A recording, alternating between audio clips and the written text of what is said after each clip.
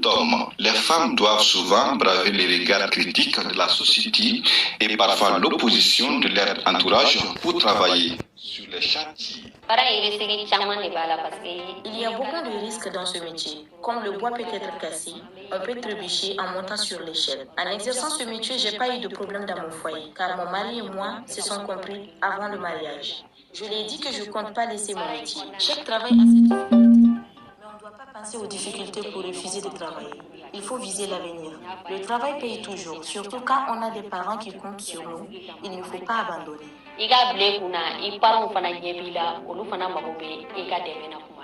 Malgré ces freins, des initiatives de soutien comme celle du ministère de l'Artisanat ainsi que les ONG locales tentent de faciliter leur insertion via des formations techniques adaptées.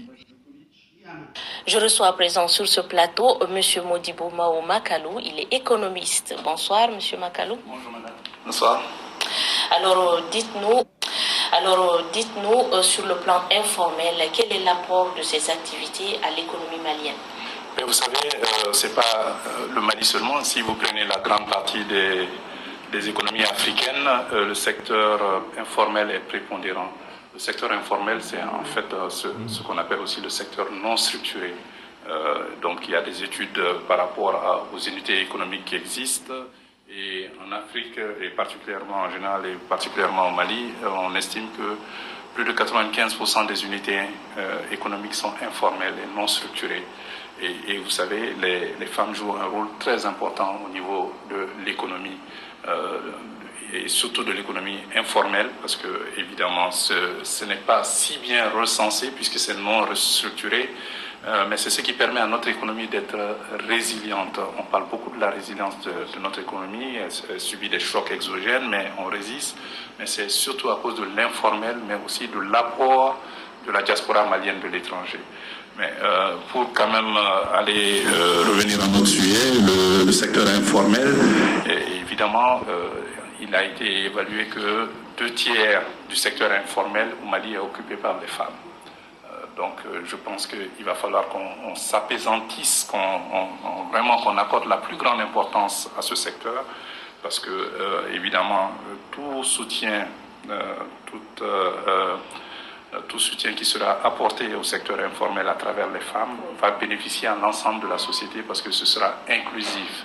Parce que si nous voulons une croissance forte, durable et inclusive, ça veut dire que dont les fruits seront repartis équitablement dans la population, on ne peut pas occulter les femmes, qui constituent quand même la moitié de la population, mais qui constituent surtout la couche la plus vulnérable, surtout les jeunes femmes.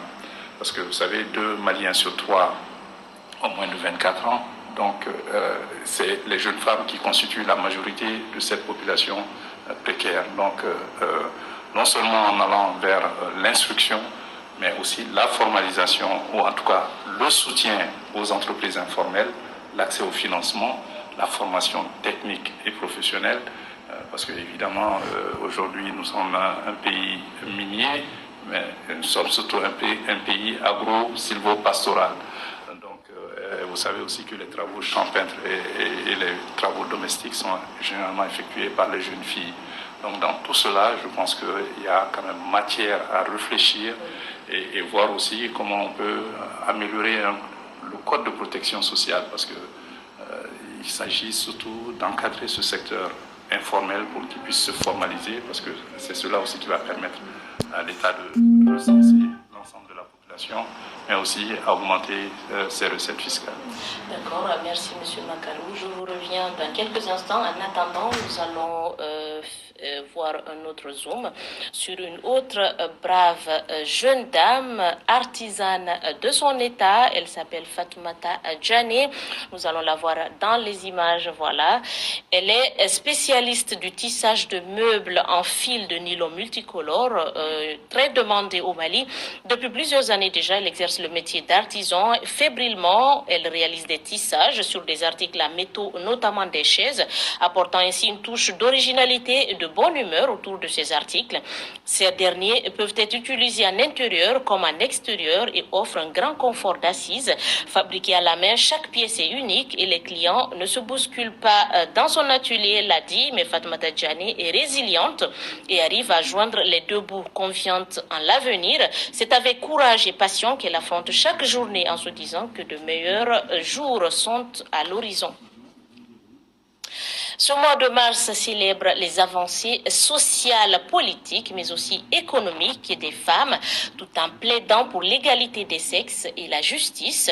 Eh bien, ce reportage que nous allons voir dans quelques instants nous amène aussi dans le domaine de la mécanique, de la technique précisément, où une jeune femme exerce dans le secteur automobile en qualité de mécanicienne. C'est un reportage signé Khadija Djara et Malik Djakité.